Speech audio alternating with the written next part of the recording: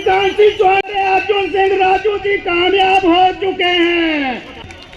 National conference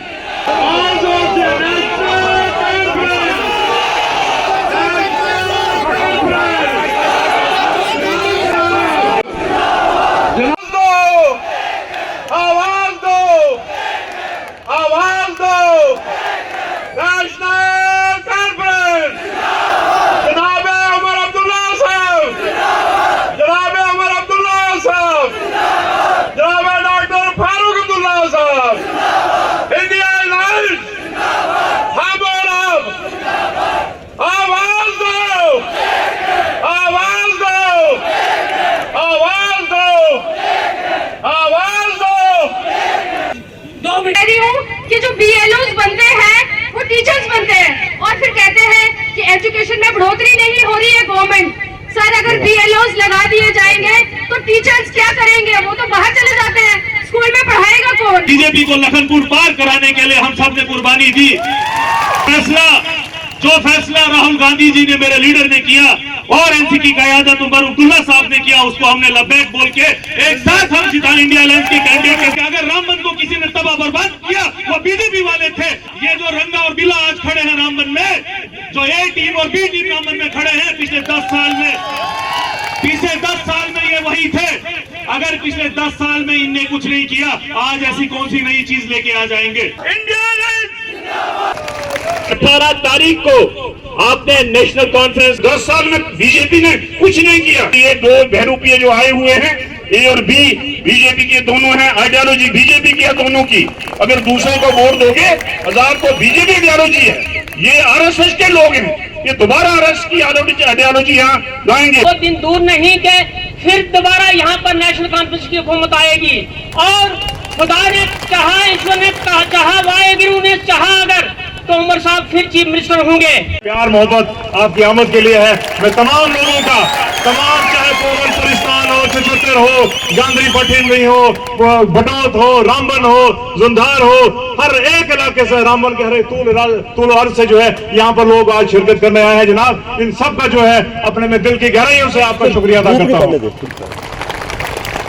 इस कड़ी धूप में जनाब इन लोगों का जो बैठना ये बताता है कि ये 10 साल की जो नाइंसाफियां हुई है हमारे साथ, ये 10 साल का जो हमारा जो समय बीता है, वो किस कदर जो है हम लोगों ने जो है दर बदर की ठोकरें खाई हैं। चाहे वो हमारा नौजवान हो, चाहे वो हमारे बुजुर्ग हो, हमारी महिलाएं हैं, हमारे हर एक जो संगी साथी है, हर एक ने जो है परेशानी और जिल्लत का सामना किया है। जनाब आज नेशनल कॉन्फ्रेंस और कांग्रेस के ऊपर हमारे होम मिनिस्टर साहब इल्जाम लगाते हैं, कहते हैं अगर ये लोग आएंगे तो जम्मू कश्मीर में नए सिरे से मिलिटेंसी शुरू होगी, बंदूक आएगा। मैं होम मिनिस्टर साहब को याद दिलाना चाहता हूं, वो जरा मुकाबला करें।